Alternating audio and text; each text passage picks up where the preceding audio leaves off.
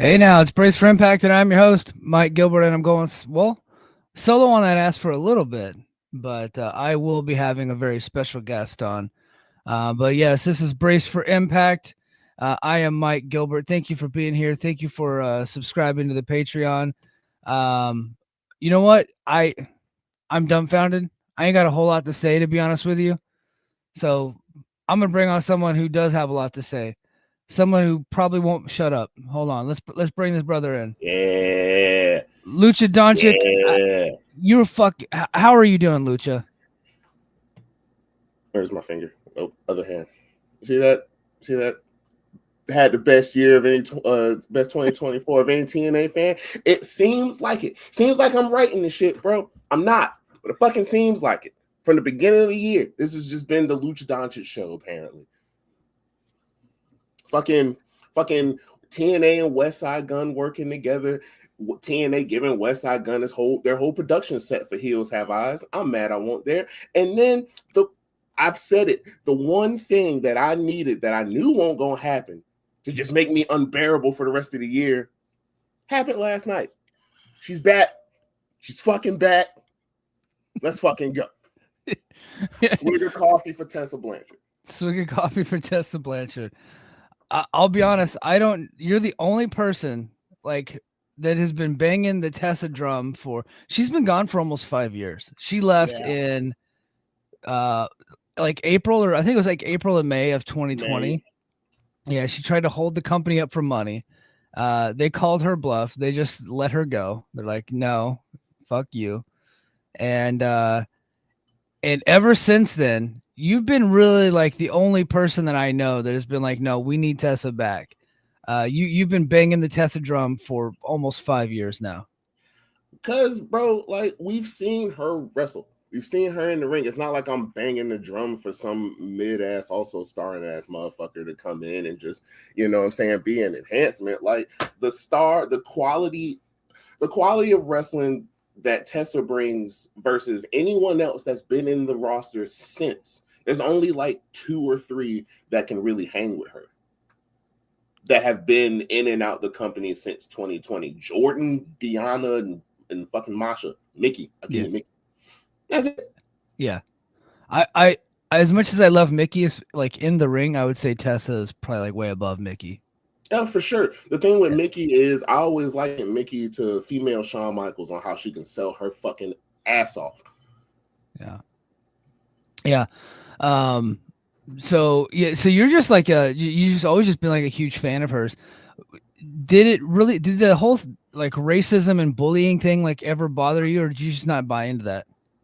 I kind of didn't really buy into it. You know what I'm saying? Like, I mean, controversy alert. Like, where we are, I'm in North Carolina. You know, shout out to North Carolina hoes. You know, it's about to be you next year.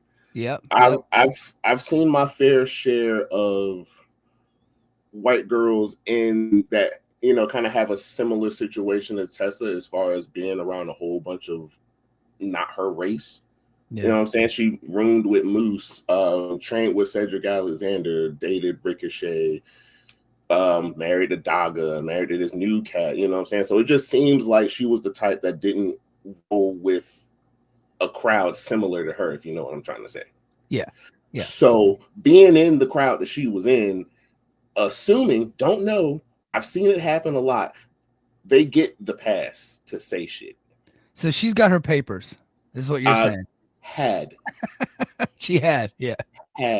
Because if you get your paper, there's a thin line, there's fine print in the bottom page. Is like, you can't, like, you can say this in the comfort of us, right? But if you go away from, you know what I'm saying, outside your jurisdiction and you try to say it, that's immediate dismissal of papers. Yeah, and it seems like that's what happened. She violated the agreement of getting her papers from Cedric Alexander, who's like in North Carolina, and like all the rest of the crew that she was rolling with. And she said that shit to a Hispanic girl during a fight in Japan. And a bunch of white girls witnessed it, so she crossed the line there. And then she crossed the line last night. Yeah, she crossed. Oh shit! Fuck. Uh, oh man, oh man. So the explanation that heard after that story broke from Tommy Dreamer was like he was Tommy has been very much a proponent of Tessa, even like for years, right? And he seemed like to kind of take her under his wing. And he was saying like what you say during an altercation in the middle of the night when you're drinking is not exactly something that should be held against you like the rest of your life, right?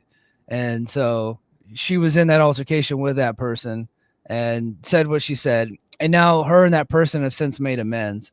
I think the thing that's like, yeah, and like that person, La Cosa Negra, I don't know her like real name, so I just know her as that. She is, she tweeted out like a picture of her and Tessa, said that they made amends, right? Like they're buddies. They even went and worked in the same company, Wow Superheroes, that Tessa ended up getting fired from. So yeah, so like that's what you get with Tessa, right? Like eventually everything's gonna go south. But And I mean, I don't mean to cut you off, but like as far as no, her tenure at WoW goes, it's like, I mean, yeah, she was still young, but if you look at that locker room and you want to talk about who's the vet in the locker room, it's kind of got to be her by default. And if you can't handle Tessa Blanchard getting on you, telling you need to step your shit up, and WoW, if you're trying to like make a career out of this and go other places, you gonna be in for some shit. Yeah. Like I always looked at it as like a Kobe situation. You know what I'm saying? Kobe would come in and practice, start talking shit to everybody, say, hey man, y'all motherfuckers can't guard me, all y'all trash, you're soft, blah, blah, blah. He's trying to get them to where he's at. And if you ain't down to get, to put in that work, fuck out of here. Yeah. Is that why everything went south at WoW? Because I just know that it just ended up going bad there for after a while. I don't remember the full story or anything, but that's what I do remember. It came down to some chick. I even forgot her fucking name. I knew it 5 minutes ago. Yeah. And it was about, I guess, either cutting promos or just going in the ring or whatever. And she kind of was like on some Kobe shit.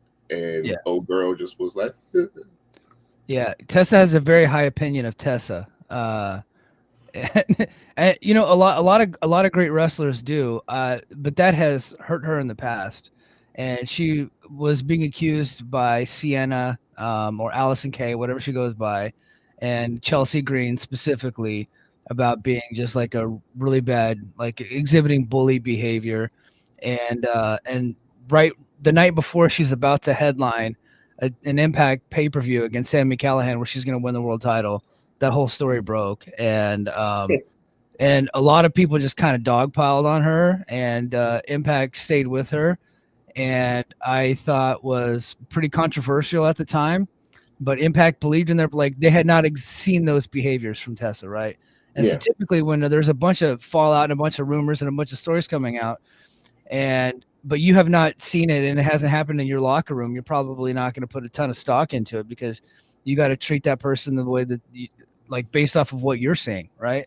And so they stuck behind her, but then she screwed them over, right? She during the like they were on their ass during the pandemic, right? Because if you remember, like that's when the whole thing with Joey Ryan and Elgin and Dave Christ was going on, the Me Too stuff. Or speaking out. It was speaking out in wrestling. The speaking out thing happened, and Joey Ryan and Michael Elgin were both pushed wrestlers. Michael Elgin was about to go for a title match, right? He was in that big feud with Eddie Edwards, and they were getting ready to do the Slammiversary match for the world title at the pay-per-view, and I think it was supposed to be Tessa, Eddie, Elgin, and I think there might have been another person that was supposed to be in the match. And Elgin drops off, and then Tessa's like, well, I'm not coming back from Mexico, because she was there, married a dog at the time. She's living in Mexico, unless you give me X amount of dollars. And I'm not, and then because her contract was coming due. So she was trying to use it as leverage in her contract negotiation.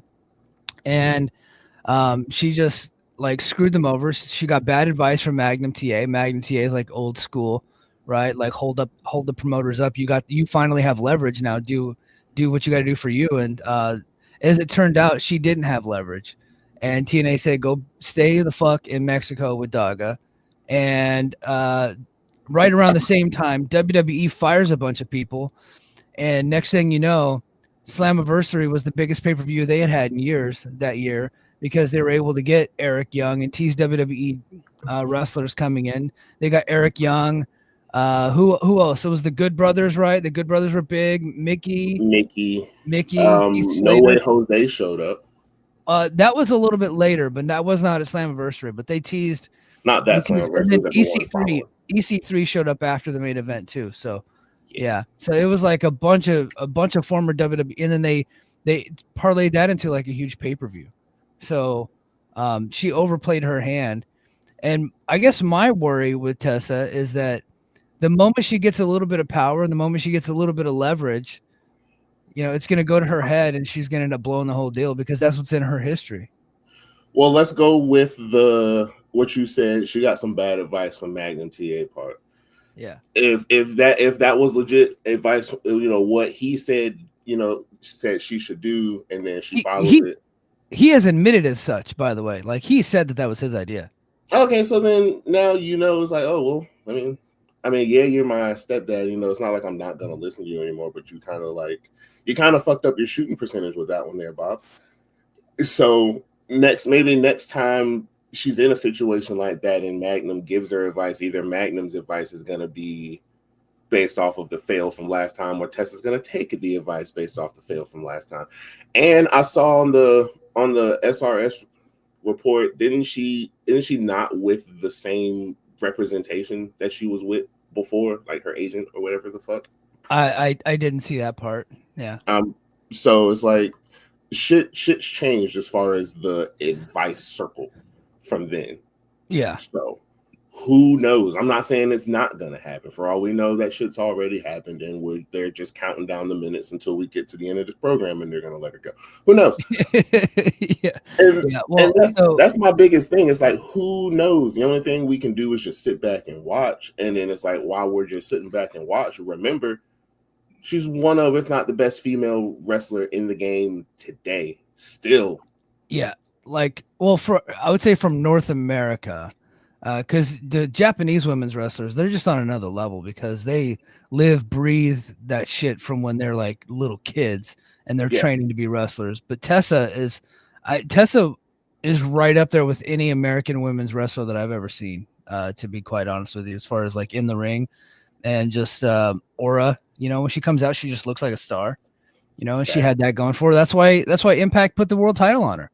And I, to this day, was against that, by the way, but it worked. I can't deny that it worked, but I personally just didn't like it. I thought it diminished the women's championship, the Knockouts championship. I thought that it was unnecessary, but it was a gimmick that they needed, and they needed to get people talking. And her and Sami Callihan pulled off 2 really good matches on pay-per-view. So, kudos to them. So, but question: Would you rather have a female talent that, no disrespect to any of them, because I love the whole roster at the moment, but like, would you rather have that female talent just weekly dominating them, making them look like, showing the world how far the gap really is between her and everybody else, and then even with that gap being the way it is, having her lose?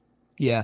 So here's the thing: when you have strengths and weaknesses, you don't get your weaknesses better by removing your strengths. Right. That's also facts. You got to shore up those weaknesses, which means like if you have weaknesses in your division, they either need to improve or you need to get new people. Right.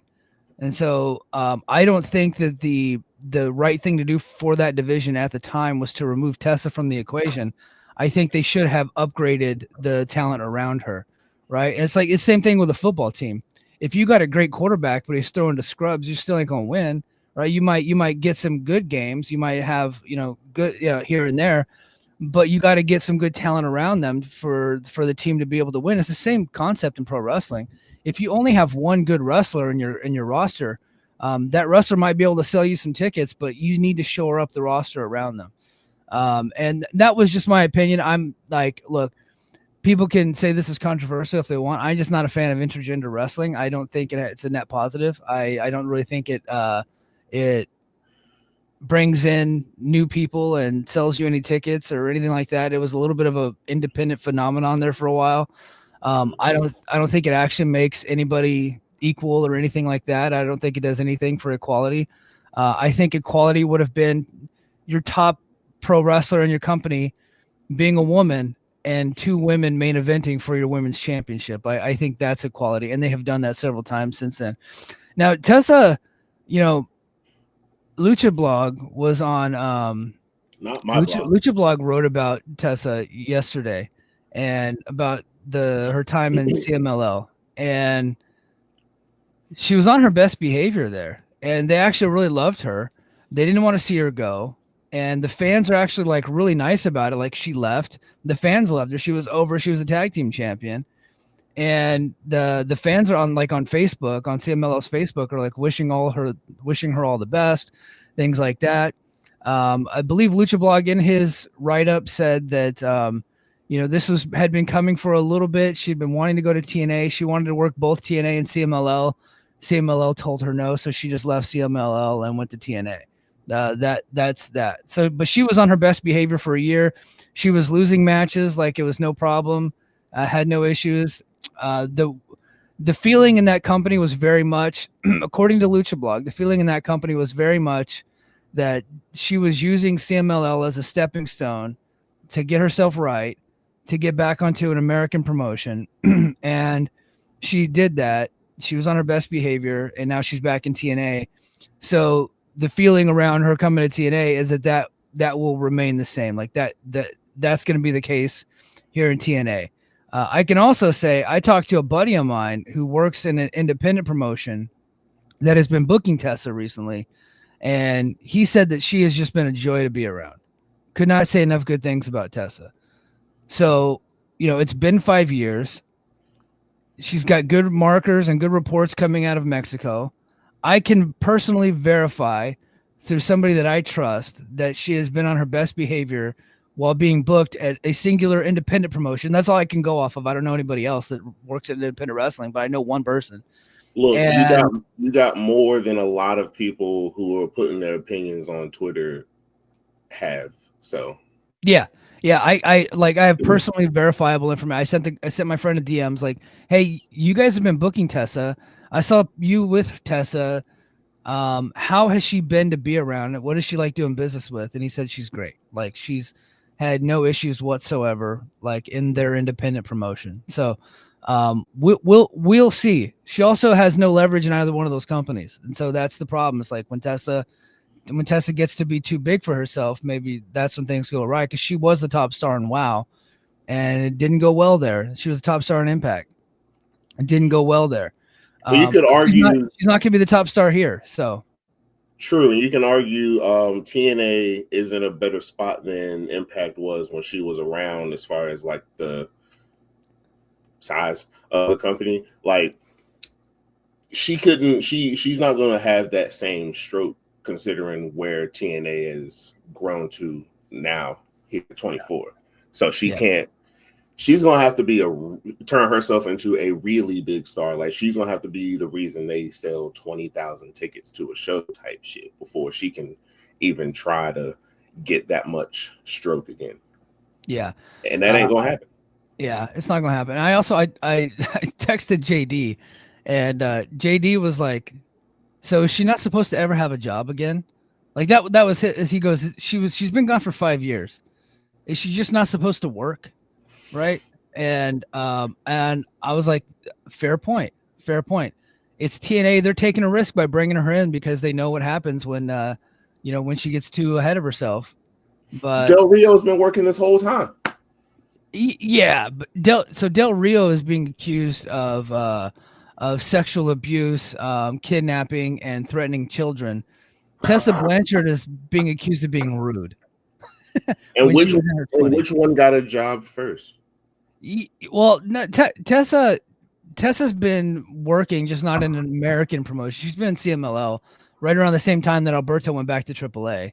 So it was around the same time. Yeah. So they're around the same time. So they're both working in Mexico. The standards are different in Mexico. Culturally, like they're very forgiving culture. They'll bring you back in. In America, it's not the same. Like if like, and it depends on the crime, right? It depends on what you're accused of.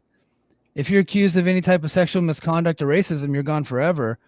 You could kill motherfuckers and they'll welcome you back in. It's just weird. It's just our culture, right? Like you got people out there robbing banks at gunpoint and they'll bring you back in. But if you say some mean shit, they don't want you around. Crazy. Yeah. It's crazy. Now, I'm not defending TNA on this. I don't know that this is going to be a good idea or a bad idea. I'm just trying to understand the situation and maybe see it from TNA's side, of why they would possibly do this. I happen to think that this is a desperation move because Jordynne Grace is gone and they are nobody on their roster is going to be able to replace her as far as the type of star power and charisma that she brings. Masha can have just as good of matches. In fact, Masha's probably like bell to bell. If you take a look at just what she can do in the ring, it's probably better, like a little bit above Jordynne. Not by much, but probably she's like right there, maybe a little bit above. But star power, she's just not there.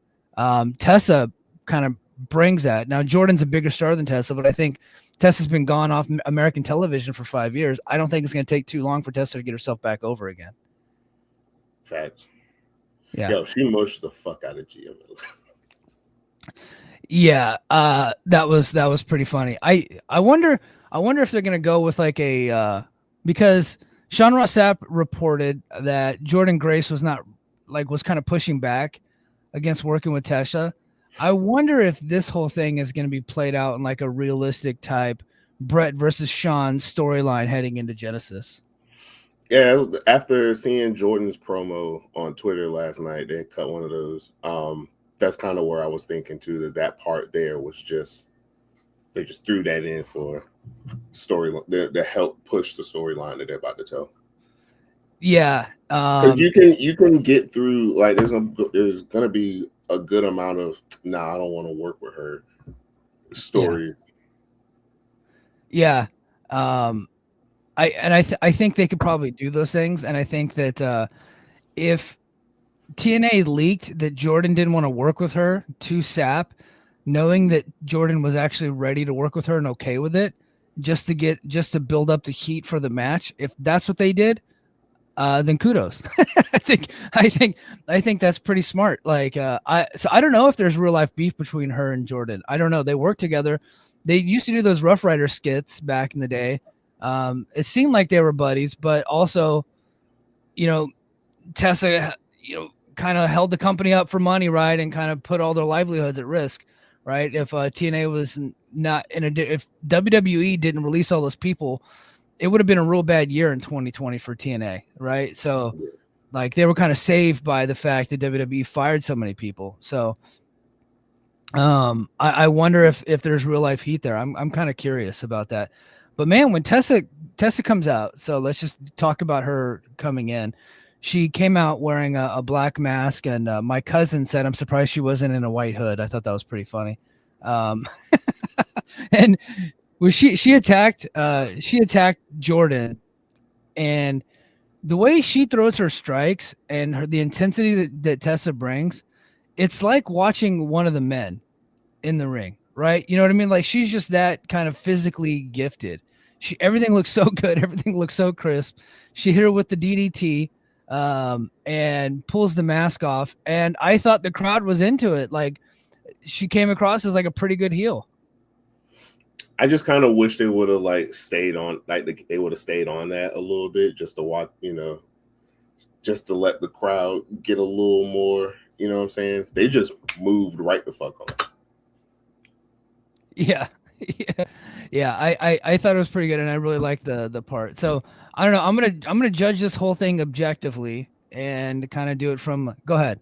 And it was also kind of crazy how when they moved right on, they asked EY when he came out to the ring about it. Like, it was just interesting that they would ask him. So that kind of means that, because I think someone in the chat said something about, was this ran by EY or whatever the fuck. Yeah. I think they're clearly working the wrestling sheets and working the fans. And they're leaking out that everybody was pretty much surprised by this. Like that whole thing could be a work. It could be true that a lot of people were surprised by it. It's like, why didn't you tell us about this? And their team is like, we don't have to tell you who we're signing, right? But Valid. I get the feeling that the top people knew, and they weren't being blindsided when Tessa showed up, and or when the story broke. Like I would say, probably all the top people knew, and are probably, I don't know if they were okay with it, but they're like clearly like, okay, yeah, this is what we're doing. Let's go for it. I'm not 100% sure. I mean, I know they probably were all blindsided by it, whatever, but like, I don't believe that they didn't find out till Friday. Yeah. Not saying they knew weeks ago. They probably knew like Tuesday or some shit. Well, this thing had been kind of coming together in the last 2 weeks. So it does seem like maybe they've been talking for a while, but according to Lucha Blog, like this, like she had been trying to get the approval from CMLL to work both, and realized in the last couple weeks that wasn't going to happen, and she just chose TNA over CMLL, because TNA is probably going to pay her more. CMLL sells way more tickets than TNA, like infinitely more amount of tickets than TNA can ever sell. But that when you're on their roster and you're like, they're not really paying you a ton of money. Silly thought. I feel like Tony might have something, not directly Tony, but Tony might have something to do with that, because it comes down to CMLL and AEW work together. She's trying to like do CMLL and TNA, and they're like, yeah, nah, considering what we got here, that can't happen. So yeah, I doubt Tony is like, I doubt they went to Tony and asked him if that would be okay, and he said no. Yeah. I doubt that, but CMLL has always been a very loyal partner to the people that they partner with, and right now they're partnered with MLW and they're partnered with AEW, right? Yeah. In fact, MLW is just an American promotion for CMLL to do their shows, because CMLL is not licensed to do shows in America.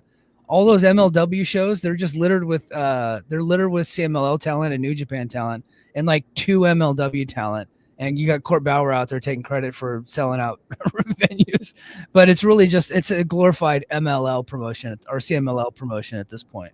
Yeah, so CMLL, like, notoriously very loyal to their business partners. They were the same with Ring of Honor back in the day. They wouldn't work with anybody other than Ring of Honor in America. Mm-hmm. They wouldn't work with anybody other than New Japan in Japan. So that's how they've always operated, and that's still the case here. They just happen to have a deal on paper with MLW and AEW. And the reason why they go with MLW is because Court Bauer was like, kind of like, book an entire show around their company. So, and I'm sure they get a good chunk of change for it. Yeah. So it just came down to the jurisdiction of the agreement, like you just said, like since. Yeah. Yeah. So. Yeah. All right. So before I let you go, let's go ahead and get to the chat. Our boy Dre not happy about this. The Magnum is not a cool enough move to be bouncing on it like that. Hey, he's yo. not happy with you, Lucha. That's Andre. He's not happy with you. I'm sorry. Io, surprise, surprise, Io likes something TNA did. He said, I've always said that she's one of the best women's wrestlers on the planet. Yeah, she's great. Billy says, no woman wrestler has her intensity and move Christmas. That was a beatdown you don't see from women normally last night. Yeah, that's true. And with the heat that she has, combine that with the intensity of how she does shit, it kind of almost makes you believe it a little bit. Like when she mushed the fuck out of Gia, I was like, oh yeah, man, that one might have had a little extra mustard on it. I don't know how that's gonna go over. She's like, Billy said she's intense. Like, she doesn't screw around. Like, if you're gonna be in there with Tessa, you got to be a little bit tough, right? Because she's going to bring the heat like a man would bring. And that's why that's probably another reason why they moved her to the men's division in the first place, because she's just as good as they are, right? She's every bit as good as they are. Like, I just was never a fan of the intergender stuff, but when I watched Sammy and Tessa, I felt like I was watching like 2 co-equals, but Tessa was the better athlete, right? But she was in there hanging with Sammy, and that was like peak Sammy Callahan, right? Like he actually was pretty good back then. Not today, but back then he was actually pretty good. And I felt like there was like two, like, no, I wouldn't say co-equals, because I would say Tessa was a little bit above him, honestly, when it came to like athleticism, intensity, crispness. Like Billy said, crispness. I think that's a very good word to use when it comes to her. Like, she keeps her shit tight. Like, if she's gonna punch you, she's making contact, right? She ain't gonna hurt you, but she's gonna make some contact. She's gonna make it look good. Let's see. Dre says that's where the real beef should be. How dumb of a company do you have to be to even consider giving someone who held your belt for ransom another chance? Well, I mean, we have to go back and go through history. Let's ask Vince McMahon how stupid he had to be to bring back Ultimate Warrior 3 times after, is because he held up the company at SummerSlam in 1991, and he came to the back and fired the Ultimate Warrior. Jesse Ventura tried to hold the company up at one point to start a union, and Hulk Hogan snitched him out, and he continued to work there for 3 more years before he got let go. And has appeared since, is appearing tonight. Yeah, and is appearing tonight. Look, here's the thing about pro wrestling. Here's the thing about music. Here's the thing about movies. If you're super talented and they feel like they can make money off of you, they're probably always going to give you another chance, right? Jeff Hardy at Victory Road, what year was that, Lucha? 2011. 2011, showed up shit-faced in the main event. It couldn't go. They had to do a 30-second main event. They brought him immediately back, right? They sent his ass out away for a little bit.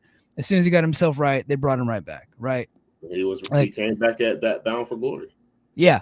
So and he's gone back and forth since then, and every company has given Jeff Hardy a chance, right?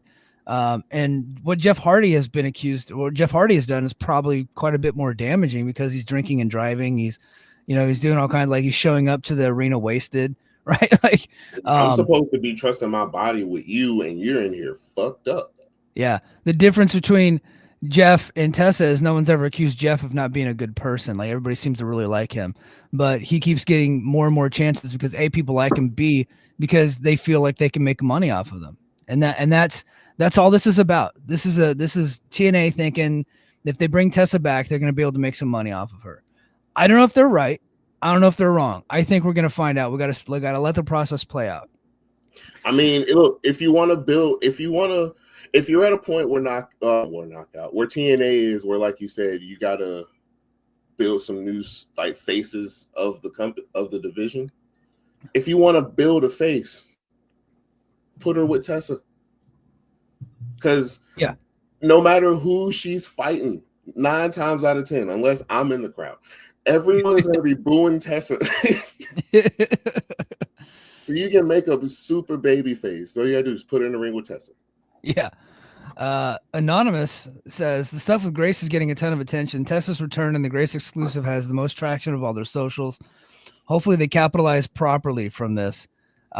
Hey, do you guys remember what town they were in when Tessa beat Sammy for the world championship? Do you guys remember the name of that city? It was Dallas. Dallas, Texas. Where's Genesis? Dallas. There's connections here, right? There's connections here. So, all right, back to Anonymous. He says, you think they want Tessa Jordynne feud to be as real as possible? Part of me feels like Jordynne does truly dislike her, and another part of me feels like they're playing it up on the internet wrestling community. I think 2 things can be true at the same time. I think Jordynne probably initially pushed back, but then they pitched her on a pretty good idea. And Jordynne's a professional, and Jordynne's always going to do business. And ultimately, they were able to talk her into doing business, even when at this point, Jordynne does not have to. Jordynne has all the leverage in the situation. Like, if she does not want to work with Tessa, she does not have to. She's getting ready to go get that WWE contract. She's going to come out the Royal Rumble. Does not have to do this for TNA.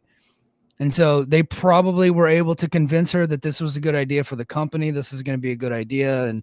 And maybe they had Tessa talk to her and it's like, hey, we can do business together. So after some initial pushback, now they're letting the internet run wild with some of the shoot stuff. And they're going to do the shoot work type of deal heading into Genesis to build some attention and have a really good match. Does anybody not believe that Tessa versus Jordynne Grace won't be one of the best women's matches in TNA in years? Man, like, you have to believe that that's true, right? All they have to do is not fuck up the finish. As far as from the booking standpoint goes, everything from bell to finish is gonna be. Yeah, it's gonna be insane. Like it's gonna be insane. So lastly, before I let you go, Lucha, I know, man, we've already gone 35 minutes on Tessa. But this was the Lucha Doncic show. Look, Lucha's been banging this drum for years. I almost kicked him out the chat several times for suggesting that Tessa come back, because I'm like, man, it's impossible. It's just not going to happen. But stupid me said never in a pro wrestling company. I said they will never bring her back after what she did. And I was the stupid one. Lucha was the smart one. Lucha was banging the drum for 5 years. So I wanted to give him his flowers and give him his time here to make the case to the American people as to why Tessa Blanchard coming back to TNA was a good idea. So swig of coffee. Yeah, actually, Io, your swig of coffee for Lucha Doncic. This was the Lucha Doncic show.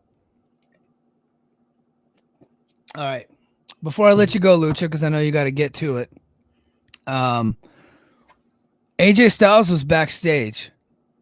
Yeah. What do you make of that? I know they were just in Atlanta, but are we getting a little bit closer to an AJ Styles, return to TNA at some point, working in conjunction with WWE?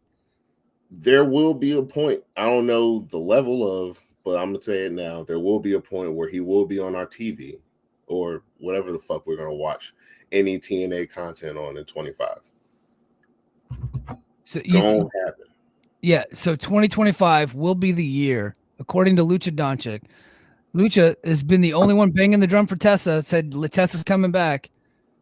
His prediction is that in 2025, so you're saying that AJ Styles will be in a TNA ring, is what you're saying, in 2025 at some point.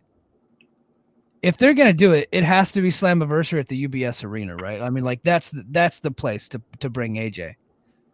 Yeah.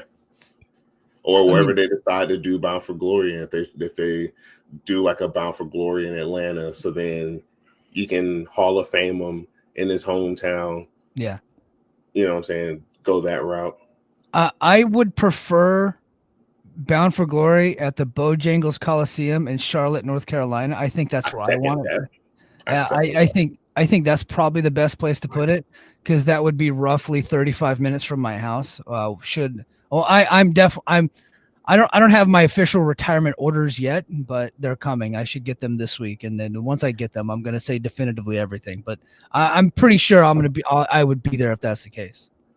And if it, you know what, same concept, Bound for Glory in Charlotte. You're going to talk about the whole hometown thing, even though AJ is billed from Georgia. Yeah. Fucker was born in Jacksonville, North Carolina. Well, there you go. Yeah, and but he obviously was born, or he was raised in Georgia and grew up in Georgia and has lived there ever since and had all his kids in Georgia. Who else is from Charlotte? Tessa, right? Tessa's from that area, isn't she? Yeah, isn't she from North Carolina? Mm-hmm.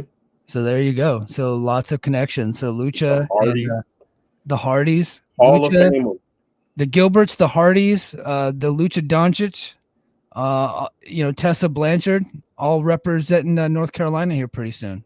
North Carolina hoes in the building. All right, Lucha, I gave you 40 minutes on Tessa, man. Congratulations to you, sir. We'll continue to monitor the situation. We'll continue to talk about it.